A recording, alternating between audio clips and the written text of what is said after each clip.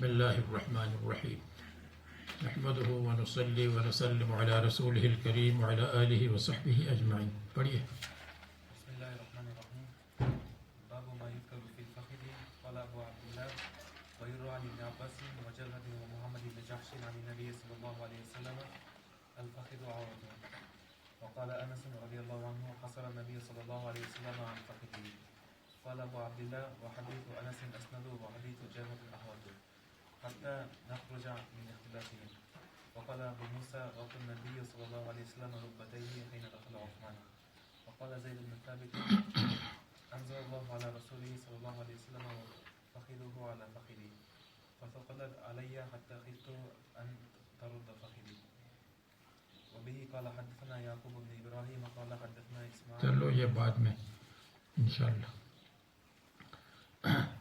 وہ روایات جو فخذ کے بارے میں ذکر کی جاتی ہیں، پھر اس میں اختلاف ہے.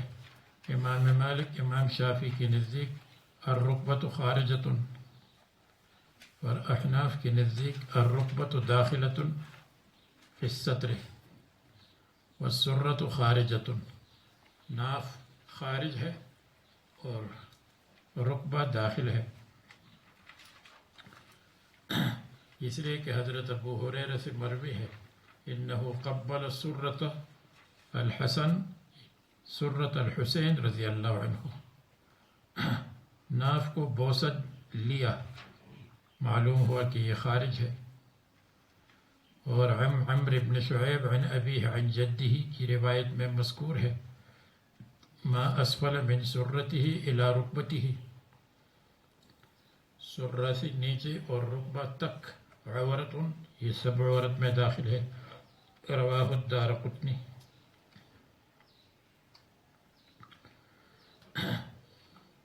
اور ائمہ ثلاثہ کے نزدیک یعنی امام مالک کے علاوہ فخذ داخل ہے عورت میں، جیسے صبح بتایا تھا.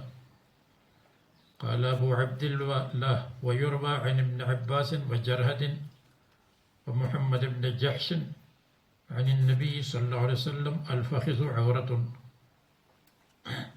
ان سب سے یہ روایات مروی ہے، ابن عباس سے بھی، جرحد سے بھی. غط فخذک فإن الفخذ من العورت. وقال انس حسر النبی صلی اللہ علیہ وسلم عن فخذه، رسول اللہ صلی اللہ علیہ وسلم نے کپڑا ہٹایا عن فخذه، ران سے. اس سے معلوم ہوتا ہے کہ خارج ہے. اس کے جواب میں حضرات فرماتے ہیں کہ حسرہ لازم بھی استعمال ہے، متعدی بھی استعمال ہے. حسرہ کا مطلب کپڑا ہٹانا بھی ہے، یہ متعدی ہے. اور حسرہ کا مطلب کپڑے کا خود بخود ہٹنا بھی ہے، یہ لازم ہے.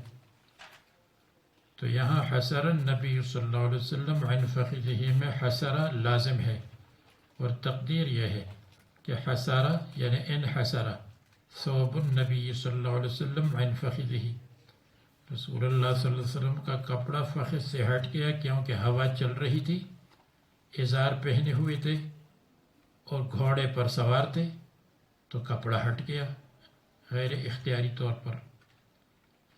اور مسلم میں اس کی تائید موجود ہے صفحہ 458 پر 458. اس میں مذکور ہے ان حسر ازار النبی صلی اللہ علیہ وسلم عن فخذہ، رسول اللہ صلی اللہ علیہ وسلم کا کپڑا ہٹ گیا خود بخود عن فخذہ. یا یہ ان حسر الازار عن فخذ رسول اللہ صلی اللہ علیہ وسلم، دونوں کا مطلب ایک ہے، یعنی انکشف. تو یہاں حسر بمعنی انحصار ہے، جو خود بخود ہٹنے کو کہتے ہیں. قال ابو عبداللہ وحدیث انس اسند، حضرت انس کی حدیث سند میں قوی ہے، اقوی ہے. اور جرحد کی حدیث احوط، اس میں زیادہ احتیاط ہے. مجتہدین احتیاط پر عمل کرتے ہیں. تاکہ احتیاط کی وجہ سے گناہ میں مبتلا، بے احتیاطی کی وجہ سے گناہ نہ ہو۔ تو مصنف نے اسی کو اختیار کیا جو احوط ہے، حتیٰ نخرج من اختلافہم، تاکہ ہم فقہا کے اختلاف اور صحابہ کرام کے اختلاف سے نکل جائیں۔ یعنی جب اختلاف ہو تو ایسا کام کرنا چاہیے جو متفق جائز ہو، اور متفق جائز یہ ہے کہ فخذ کو عورت کہیں، اس کو چھپائے۔ اگر ہم نے نہیں چھپایا تو جو چھپانے کے قائل ہے وہ ناراض ہو جائیں گے، اگر ہم نے چھپایا تو کوئی بھی ناراض نہیں ہوگا، تو چھپانا چاہیے۔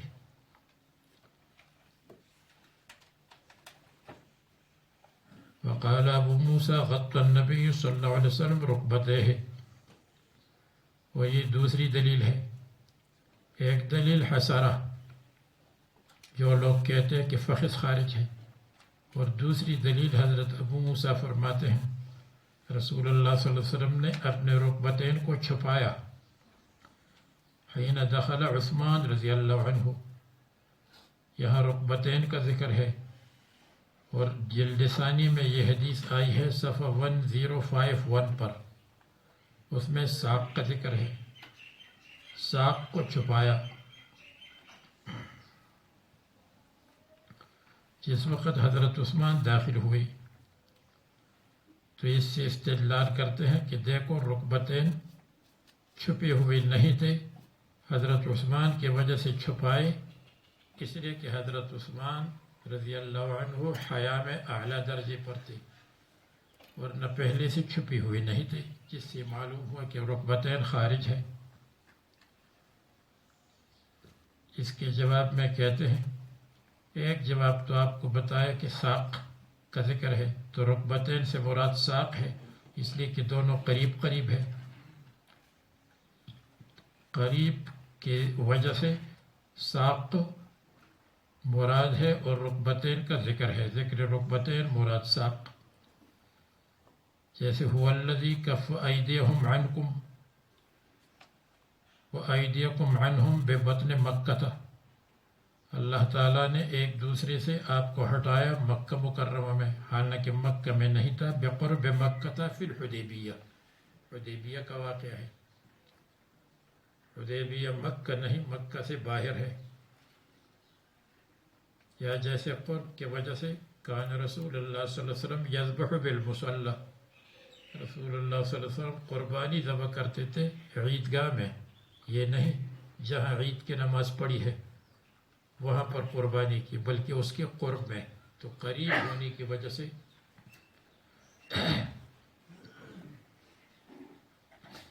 یہاں ذکر رکبتین مراد ساق۔ دوسرا جواب یہ دیتے ہیں کہ رکبتین حتی دخل عثمان، اس کے معنی یہ ہے کہ رکبتین پہلے چھپی ہوئے تھے، لیکن زاد فی تغطیتہما، اس کے چھپانے کو مضبوط کر دیا، اور آسان لفظوں میں کپڑے کو اس کے اوپر برابر کر دیا۔ جیسے کوئی معزز آدمی آئے اور بہت ہی فیشن والا ہو، اور آدمی یوں بیٹھا ہوا ہو، تو اس کے آنے کے بعد کپڑے کو یوں کر لے، چھپا ہوا تو پہلے سے ہے، لیکن اس کے چھپانے کو زیادہ کیا یا اس کے اوپر کپڑے کو برابر کر دیا احترام کی وجہ سے۔ احترام میں لوگ اس طرح کرتے ہیں، جیسے استاد وقت آئے اور کسی نے ٹوپی یوں رکھی ہو اور استاد وغیرہ کی وجہ سے یوں کر لے، تو یہ احترام کی بات ہے، یہاں پر سطر شطر کی بات نہیں ہے۔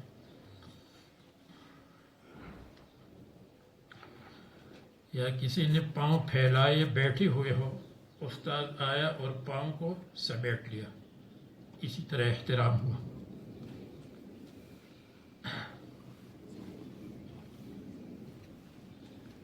اور تیسری دلیل، وقال زید بن ثابت انزل اللہ علی رسولہ صلی اللہ علیہ وسلم، اللہ تعالیٰ نے وحی کو نازل فرمایا، وفخذہ علی فخذہ، ان کی ران میری ران کی اوپر، معلوم ہوا کہ عورت نہیں ہے. فثقلت علیہ، تو ان کی فخذ مجھ پر بھاری ہو گئی، یہاں تک کہ مجھ کو خوف ہوا ان ترضع فخذی، کہ میری ران چورا چورا ٹکڑے ٹکڑے ہو جائے گی، میری ران ٹکڑے ٹکڑے ہو جائے گی. تو اگر فخذ عورت ہے تو فخذ کو فخذ پر کیسے رکھا؟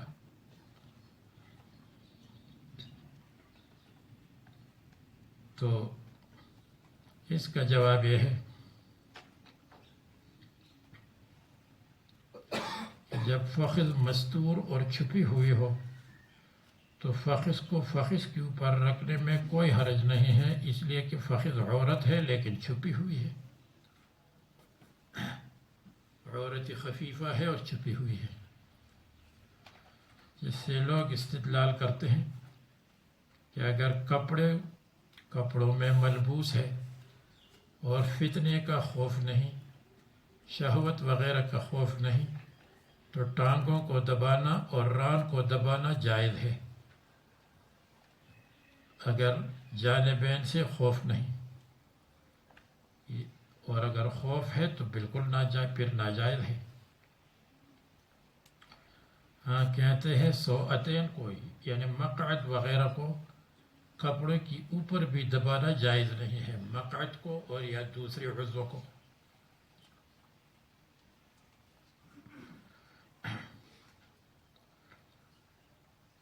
اب ان روایات کو تفصیل سے ذکر کرتے ہیں. فرماتے ہیں حدثنا یعقوب بن ابراہیم پڑھیے.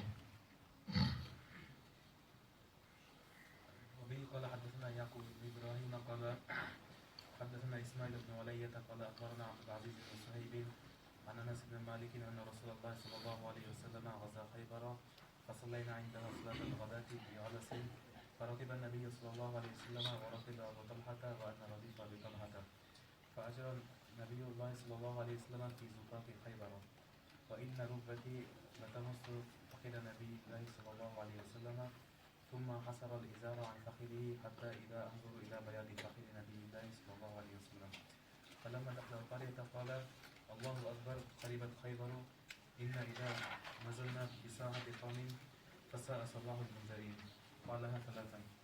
قال وخرج القوم إلى أعمالهم فقالوا محمد قال عبد العزيز وقال بعض أصحابنا والخميس يعني الجيش. قال فأصبناها عنوة فجمع فجاء دحية فقال يا نبي الله أعطيني جارية من السبي فقال اذهب فخذ جارية فأخذ صفية بنت خوي فجاء رجل إلى النبي صلى الله عليه وسلم فقال يا نبي الله أعطيت دحية صفية بنت خوي سيدة قريظة والنضير ختم ہو گئی عبارت ختم ہو گئی. لا تصلح إلا لك. قال ادعوه بها فجاء بها فلما نظر إليها النبي صلى الله عليه وسلم قال خذ جارية من السبي غيرها. قال فأعتقها النبي صلى الله عليه وسلم وتزوجها.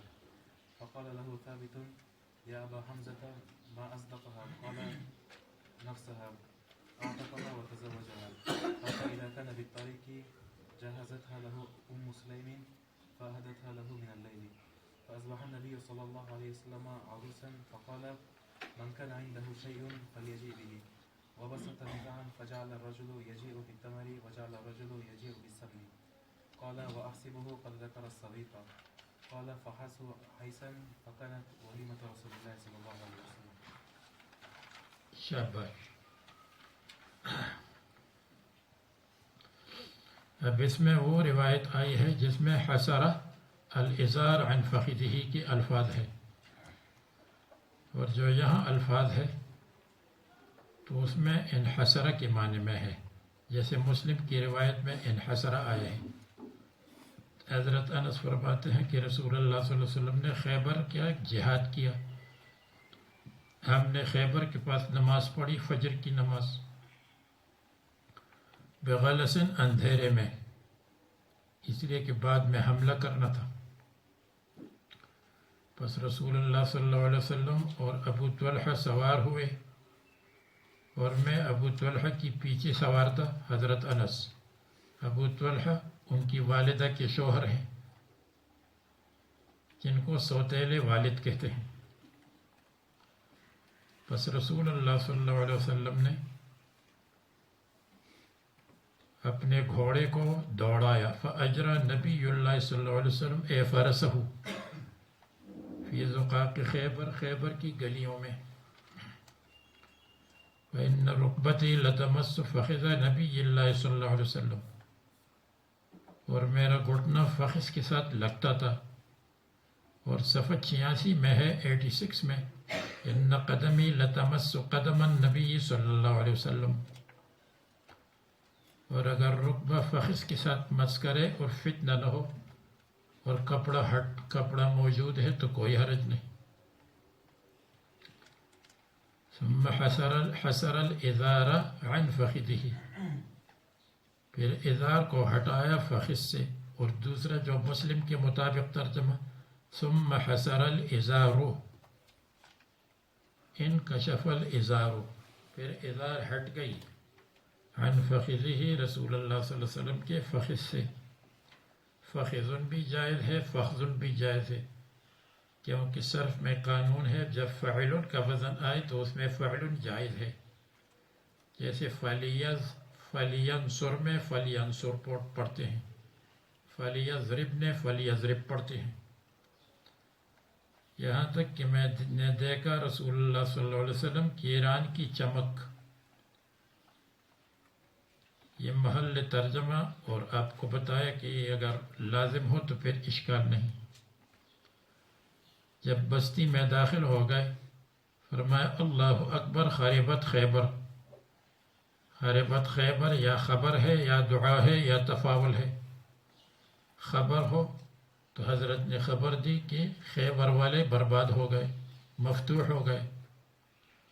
اگر دعا ہو تو اللہ کرے کہ خیبر والے برباد ہو جائیں. اگر تفاول ہو، نیک فعلی ہو، تو خیبر اور خاربت اس میں حروف مشترک ہے. خیبر میں جو حروف ہے وہی خاربت میں ہے. تو خیبر کے لفظ سے پتہ چل گیا کہ وہاں خرابی ان کی اوپر آنے والی ہے. یہ تفاول ہو جائے گا. اور معلوم ہوا کہ جو اگر کوئی کہے کہ یا اللہ فلان ملک کو برباد کرے تو وہاں ملک کی بربادی مراد نہیں ہے، ظالم اور اہل ظلم کی بربادی مراد ہے. یہ مطلب نہیں ہے خیبر برباد ہو جائے. خیبر کی آمدنی مسلمانوں کے پاس آتی رہی اور وہ تو اچھی جگہ تھی. خیبر والے جو یہودی ہے اور غطفان والوں کے ساتھ مل کر مسلمانوں کے مقابلے کی تیاری کر رہے تھے، وہ برباد ہو جائے.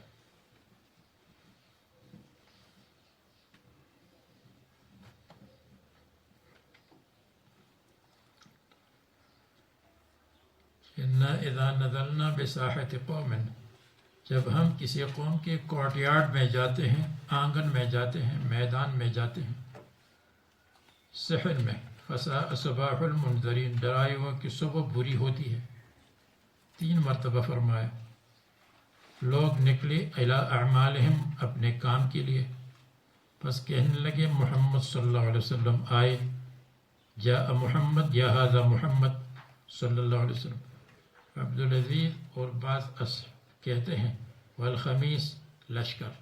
لشکر کو خمیس کہتے ہیں. 5 حصے ہوتے ہیں. مقدمۃ الجیش آگے، ساقہ پیچھے، قلب درمیان میں، میمنہ اور میسرہ، اس لیے اس کو خمیس کہتے ہیں. بعض حضرات فرماتے ہیں اس میں خمس نکالتے ہیں، مال غنیمت میں خمس نکالتے ہیں، اس لیے خمیس. یہ بات صحیح نہیں ہے کیونکہ خمس کا نکالنا اسلامی عمل ہے، اور لشکر کو خمیس کہنا جاہلیت کے زمانے سے ہے، یعنی جیش. بڑے لشکر کو جیش کہتے ہیں، چھوٹی کو سریہ کہتے ہیں. قال فَأَصَبْنَاهَا عَنْوَةً، پس ہم نے فتح کیا، حاصل کر لیا خیبر کو، عنوتاً زبردستی. ابو داود میں سلحن کا لفظ ہے، دونوں میں تطبیق یہ ہے کہ اکثر عن وطن، اور جب وہ مغلوب ہو گئے تو بعض صلحن، پھر صلح کر لی۔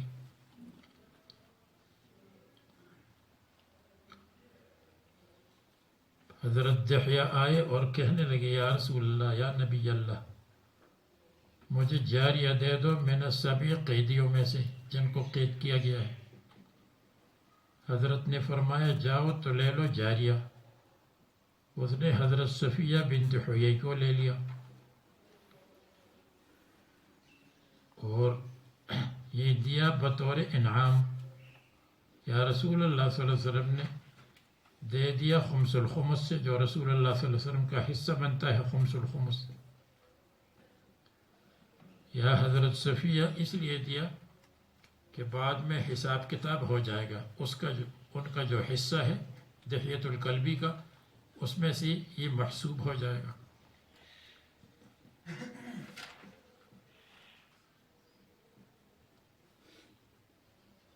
ایک آدمی رسول اللہ صلی اللہ علیہ وسلم کے پاس آیا، یا رسول اللہ، یا نبی اللہ، آپ نے حضرت دحیہ کو صفیہ بنت حیی دے دی، سیدۃ قریظہ والنذیر، کہ دونوں قبیلوں کی سیدہ ہے۔ اس کے والد حیی وہ بھی سردار، اس کا شوہر کنانہ ابن ابی الحقیق وہ بھی سردار، تو اس لیے ان کو واپس کرے۔ واپس کیا اور اس کی جگہ پر اخت کنانہ دے دی، کنانہ کی اخت دے دی۔ اور یہ واپس کرنا کیوں ہوا؟ اگر کوئی کہے جب دے دیا تو پھر واپس کرنا کیوں ہوا؟ یہ واپس کرنا بے رضا دحیہ، حضرت دحیہ راضی ہو، جب راضی ہو تو واپس کرے، یا واپس لے لیا لدفع الفساد، تاکہ فساد نہ ہو، لوگ کہیں گے کہ ان کو یہ کیسے مل گئی،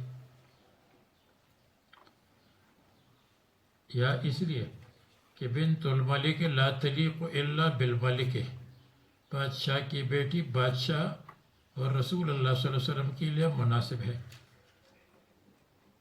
اور سب سے اچھی توجہ یہ ہے کہ واپس اس لیے لی کہ رسول اللہ صلی اللہ علیہ وسلم نے یہ فرمایا جاریہ لے لو، اور انہوں نے سیدۃ الجاریات لے لی، تو سیدۃ الجاریات کا لینا ان کے لیے مناسب نہیں تھا۔ تو اس کی مثال ایسی ہے جیسے کوئی طالب علم اوپر آ جائے ہمارے گھر پر، جب واپس جا رہا ہو تو میں ان سے کہوں بھائی کچھ لے لو، کچھ لے لو، اور وہ اپنے ساتھیوں کو لائے اور فریج اور فریزر کو اٹھائے۔ تو کچھ لینے کا مطلب تو یہ ہے سویٹ لے لو، ٹافی لے لو، کچھ فروٹ لے لو تھوڑا سا، یہ مطلب نہیں۔ تو رسول اللہ صلی اللہ علیہ وسلم نے جاریہ لینے کے لیے کہا فرمایا تھا، اور انہوں نے سیدۃ الجاریات لے لی، اس لیے واپس لینا مناسب سمجھا۔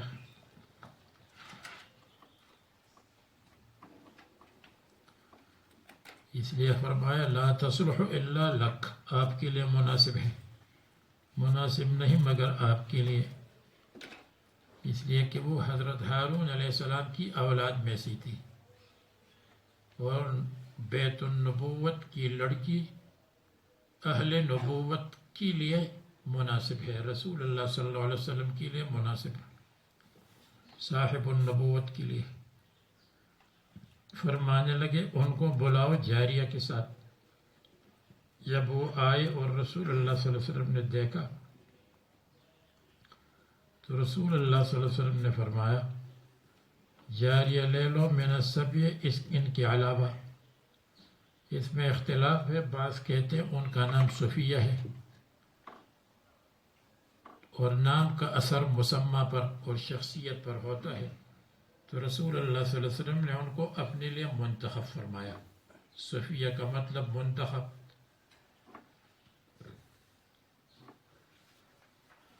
نام کے اثر کی وجہ سے، جیسے مقامات کے شرح میں سریشی نے شعر لکھا ہے وَكُلَّمَا أَبْصَرَتْ عَيْنَاكَ مِنْ رَجُلٍ إِلَّا وَمَعْنَاهُ إِنْ فَتَّشْتَ فِي لَقَبِهِ. جب آپ کسی نام کو دیکھ لیں، کسی شخصیت کو دیکھ لیں، تو آپ سوچ لیں اس شخصیت کے اندر اس کے نام کا مطلب اور معنی ہوگا. تو ان کا نام صفیہ، تو ان کی شخصیت کو رسول اللہ صلی اللہ علیہ وسلم نے اپنے لیے منتخب فرمایا. نام کا اثر شخصیت پر پڑ گیا.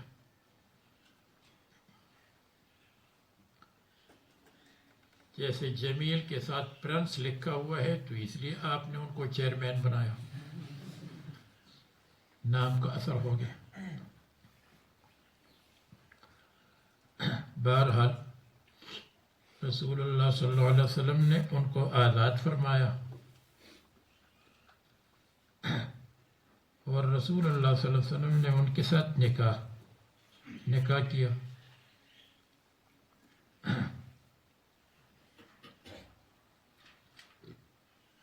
اسی طرح حضرت جویریہ کے ساتھ نکاح فرمایا اور جعل عتقها صداقها. ثابت نے حضرت انس سے سوال کیا ابو حمزہ کیا مہر دیا؟ قال نفسها، اس کا نفس اس کا مہر قرار دیا. اعتقها وتزوجها. امام احمد فرماتے ہیں اعتاق کو مہر بنا سکتے ہیں. ائمہ ثلاثہ کے نزدیک اعتاق کو مہر نہیں بنا سکتے. پھر یہاں مہر کہاں ہے؟ اعتاق تو یہاں مہر بن گیا. تو اس کے جواب میں کہتے ہیں کہ دوسری روایت میں مذکور ہے کہ اصدقها رزینہ ان کے مہر میں ان کو دے دیا. یہ روایت ضعیف ہے. لکھا ہے کہ اس کی سند میں ایک عورت ہے علیلہ، وہ بھی مجہول ہے. ان کی ماں ہے امینہ، وہ بھی مجہول ہے. اور تیسری ایک عورت ہے امۃ اللہ. یہ تینوں مجہولات ہیں. اس لیے یہ صحیح نہیں ہے کہ ان کو مہر میں دے دیا رزینہ. اس لیے بہتر یہ ہے کہ ہم یہ کہیں کہ النکاح بلا مہر من خصوصیات النبی صلی اللہ علیہ وسلم وامرأة مؤمنة ان وهبت نفسها. اگر اپنا نفس ہبہ کرے، ان اراد النبی ان یستنکحها، اگر نبی صلی اللہ علیہ وسلم چاہے کہ ان کے ساتھ نکاح کرے، خالصۃ لک من دون المؤمنین، صرف آپ کے لیے ہے ہبہ ہونا، دوسروں کے لیے ہبہ نہیں ہے. دوسروں کے لیے حکم یہ ہے کہ آتوا النساء صدقاتہن نحلہ، عورتوں کو ان کا مہر دینا چاہیے نحلتاً، دل کی خوشی سے. دوسرے لوگوں کے لیے حکم ہے ان تبتغوا باموالکم، ان کو مال دینا چاہیے. دوسرے لوگوں کے لیے حکم ہے کہ اگر طلاق قبل الدخول ہو تو نصف مہر دے دو. اور نصف مہر تب ہوگا جب مال ہے تو اس میں تنصیف ہوگی. یہ مطلب نہیں کہ اعتاق کو نصف کرو، اعتاق کو تو نصف نہیں کر سکتی.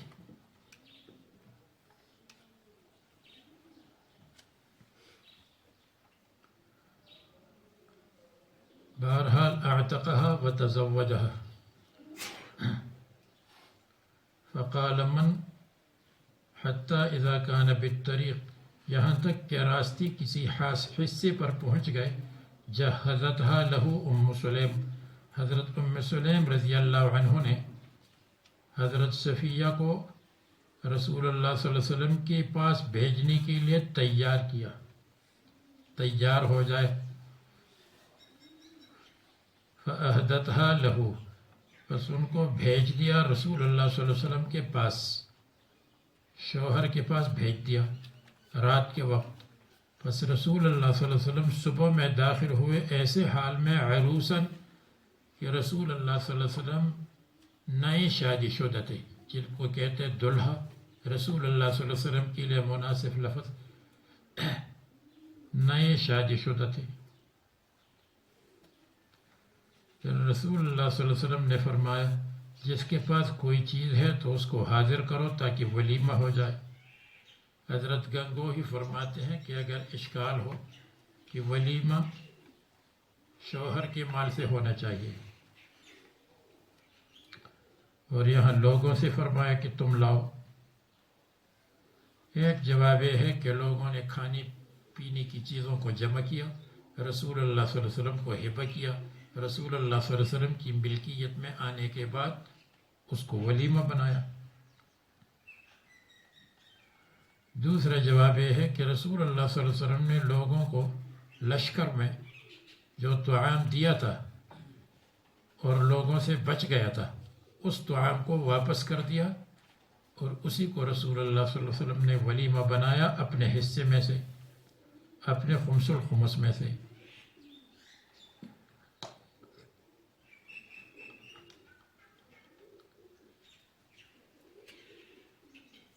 وَبَسَطَ نَطْعًا نَطْعًا، اور پھیلایا چمڑے کا دسترخوان، نطعن۔ پس آدمی بعض لوگ لاتے رہے تمرات اور بعض لوگ لاتے رہے گھی اور بعض لوگ میرا گمان ہے کہ سویق کا ذکر ستو کو بھی لایا۔ قال فحاسو حیسن، تو بنایا حلوہ، التمر والسمن والعقط وغیرہ وغیرہ کو جمع کرے تو اس کو حلوہ کہتے ہیں۔ نور الانوار میں آپ نے پڑھا ہے ایک شاعر شکایت کرتا ہے وَإِذَا تَكُونُ كَرِيهَةٌ اُدْعَى لَهَا، جب کوئی مصیبت ہوتی ہے تو مجھ کو بلایا جاتا ہے۔ وَإِذَا يُحَاسُ الْحَاسُ يُدْعَى جُندُبُ، اور جب حلوہ بنایا جاتا ہے تو مسٹر جندب کو بلاتے ہیں، پھر ہمیں یاد نہیں کرتے۔ حیث حلوہ کو کہتے ہیں اور عصیدہ بھی حلوہ کو کہتے ہیں۔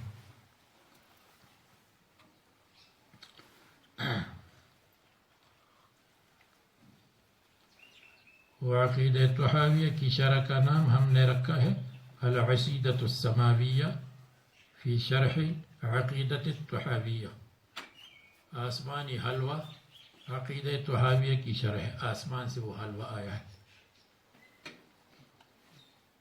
آسمان سے کیسے آیا ہے وہاں اس کی تشریح لکھی ہے کہ کیا مطلب ہے۔ فکانت ولیمۃ رسول اللہ صلی اللہ علیہ وسلم، یہ رسول اللہ صلی اللہ علیہ وسلم کا ولیمہ بن گیا۔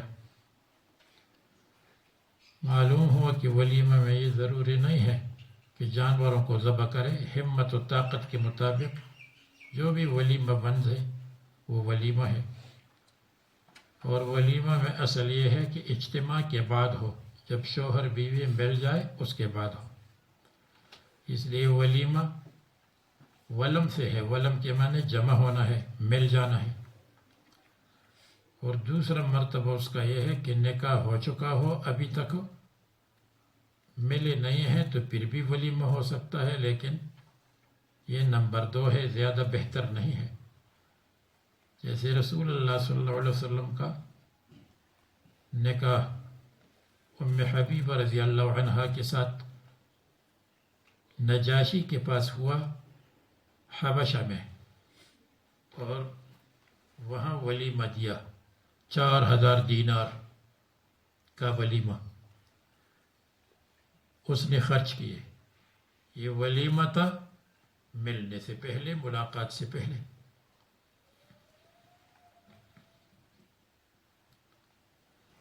بہرحال ترجمۃ الباب کا مقصد آپ نے دیکھا کہ انحصر ازار النبی صلی اللہ علیہ وسلم، یہ محل ترجمۃ الباب تھا۔ اب فرماتے ہیں باب فی کم تصلی المرأة من الثیاب، عورت کے لیے کتنے کپڑے ہیں۔ ترجمۃ الباب کا مقصد یہ ہے کہ عورت کے کپڑوں کی تعداد نہیں ہے، 2 ہو 3 ہو 1 ہو جتنے بھی ہو، لیکن ساتر بدن ہو. امام احمد کے نزدیک صرف چہرہ مستثنی ہے. صاحبین کے نزدیک چہرہ اور کفین مستثنی ہے. وہ کھلے رہے تو کوئی حرج نہیں. امام ابو حنیفہ سے روایت ہے قدم بھی مستثنی ہے، کیونکہ قدم کو ہر وقت چھپانا نماز میں یہ بھی مشکل ہے. قدمین کو بھی نکال دو دفع حرج کے لیے. تو اس کے علاوہ پورا بدن مستور ہونا چاہیے. اگر ایک کپڑا ہے سابغاً مکمل کامل تو وہ بھی ٹھیک ہے. تو یہ ان لوگوں کی تردید ہے جو 2 کپڑوں کو لازم سمجھتے ہیں. لازم نہیں ہے. عام طور پر اگرچہ قمیص اور ازار اور خمار یعنی دوپٹہ جو سر پر ہے، لیکن ضروری نہیں ہے. اگر ایک کپڑا ساتر ہو، 2 کپڑے ساتر ہو تو وہ بھی کافی ہے.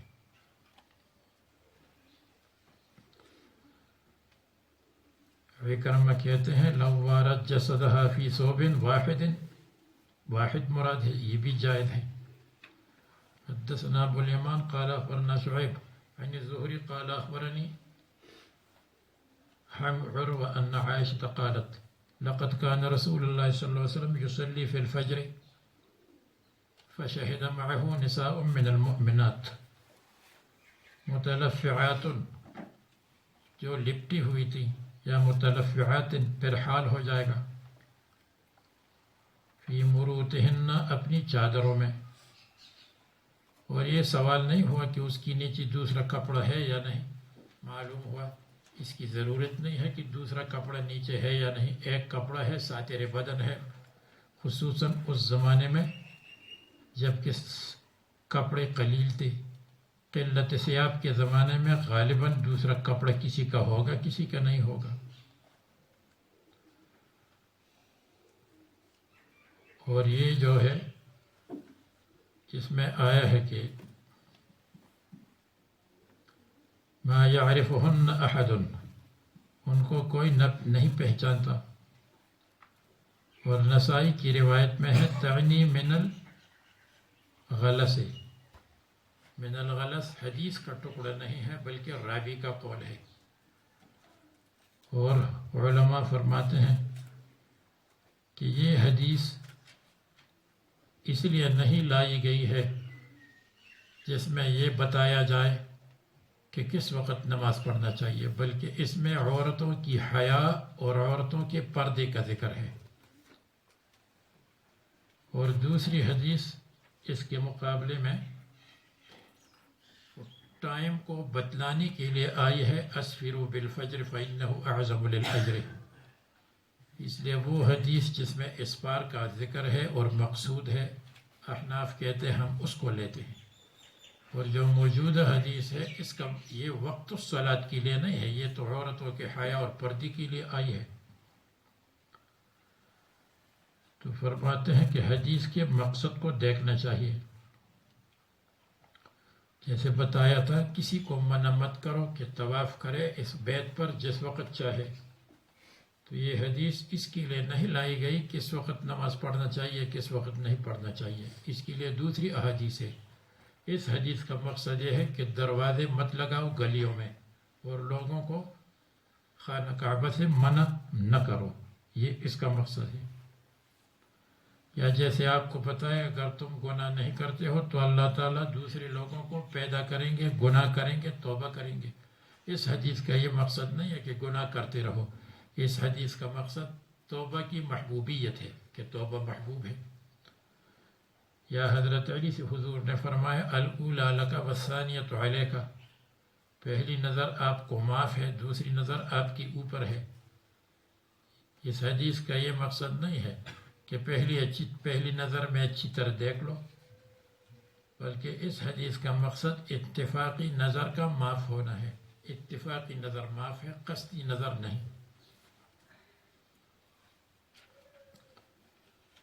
ثوب له أحلام وما يعرفهن أحد باب إذا صلى في ثوب له أحلام ونظر إلى علمها. اگر کسی کپڑے میں نماز پڑھے جو منقش ہے اعلام کا مطلب نقوش، خوبصورت نقوش ہے اس پر، اور دیکھ لے الی علمہا اس کی نقوش کو، جب اس کی نقوش کو دیکھ لے تو ایسے کپڑوں میں نماز نامناسب ہے جو نماز سے آدمی کو غافل کرے. یہ ایسا ہے جیسے عورتوں کے کپڑے جن میں نماز مناسب نہیں ہے، اگرچہ نماز ہو جائے گی منقش کپڑے میں. اسی طرح اگر کپڑے کے اندر تصویریں ہیں تو پھر بھی نماز ہو جائے گی اگرچہ مکروہ ہے. ذی روح کی تصویر ہو یا صلیب کی تصویر ہو نماز ہو جائے گی، جس کا ذکر آنے والے باب میں ہے. فرماتے ہیں حدثنا احمد بن یونس عن ابراہیم بن سعد قال حدثنا ابن شهاب عن عروة عن عائشة ان النبي صلی اللہ علیہ وسلم صلى في خمیسة. خمیسہ کا مطلب کالے رنگ کا کمبل جس کے اطراف پر نقوش ہوتے ہیں، لہا اعلام جس کے اوپر نقوش ہے، جس کی کنارے اور پلو منقش. فنظر الى اعلامها نظرتا ایک مرتبہ دیکھا، فلما انصرف جب فارغ ہوئے نماز تو ہو گئی اس میں، قال اذهبوا بخمیصتی هذه الى ابی جہم، اس کمبل اور چادر اور شال اس کو لے جاؤ ابو جہم کے پاس، اور اس کی جگہ پر سادہ کپڑا لاؤ، اور یہ واپس کرو، اور سادہ کپڑا اس لیے لاؤ تاکہ وہ ناراض نہ ہو جائے کہ حضرت نے میری ہدیہ کو واپس کیا، تو اس لیے اس سے دوسرا مانگ لو.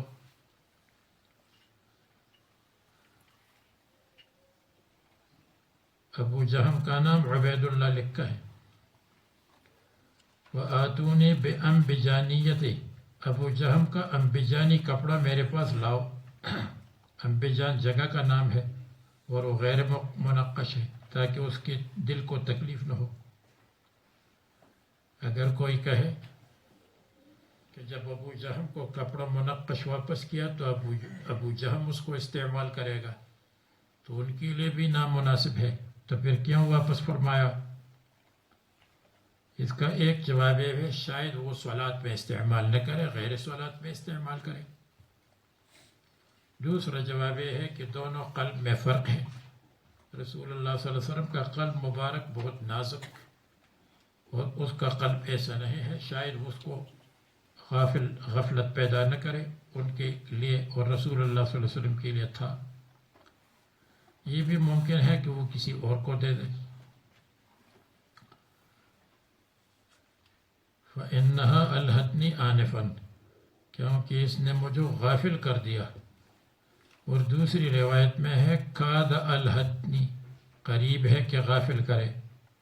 دونوں میں تطبیق یہ ہے کہ الہائی قلیل واقع تھا، الہائی کثیر واقع نہیں تھا، یعنی تھوڑی سی مشغولیت ہوئی تھی، زیادہ نہیں. عن صلاتی.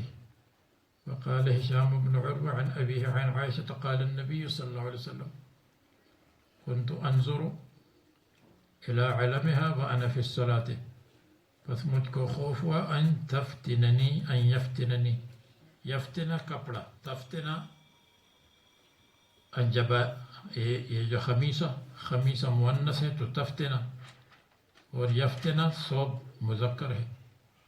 بس مجھ کو خوف ہے کہ مجھے فتنے میں ڈال دے. فتنے کا مطلب یہ ہے کہ اس نماز سے توجہ ہٹ جائے گی، اس کی طرف توجہ ہو جائے گی. جیسے اس زمانے میں منقش کپڑے نہیں تھے تو غفلت ہو سکتی ہے. اب آج کل تو زیادہ غفلت نہیں ہوتی، مثلا اس پر کوئی نماز پڑھے گا تو ان کی نقوش کو نہیں دیکھیں گے، اس لیے کہ منقش چیزیں بہت زیادہ ہو گئی. اور اس کے بعد جو باب ہے اس میں یہ ہے کہ اگر صلیب والے کپڑے میں نماز پڑھی، تصاویر والے کپڑے میں نماز پڑھی تو نماز ہو جاتی ہے یا نہیں ہوتی؟ امام ابو حنیفہ کے نزدیک اگر تصویر ہے یا صلیب ہے تو نماز مکروہ ہے. امام احمد کے نزدیک نماز صحیح نہیں ہے بالکل. امام مالک کے نزدیک اگر پڑھ لی تو تعاد فی الوقت، وقت کے اندر نماز کا اعادہ ہے، وقت کے بعد نہیں ہے۔ پھر اگر کوئی اشکال کرے کہ یہاں مسلب ترجمۃ الباب میں مسلب موجود ہے اور حدیث جو آنے والی ہے اس میں مسلب کا ذکر نہیں جس میں صلیب ہو، کراس، اس کا جواب یہ ہے کہ دوسری حدیث کی طرف اشارہ ہے جو جس کا ذکر ہے دوسری جلد میں 880 پر، 888 پر، کان فی القرام تصالیب، پردے کے اندر صلیب کی تصویری تھی۔ دوسرا جواب یہ ہے کہ آنے والی حدیث میں تصاویر کا ذکر ہے، جب تصاویر مناسب نہیں ہے تو صلیب بطریق اولا نامناسب ہے، تو اس میں صلیب کا ذکر خود بخود آ جائے گا۔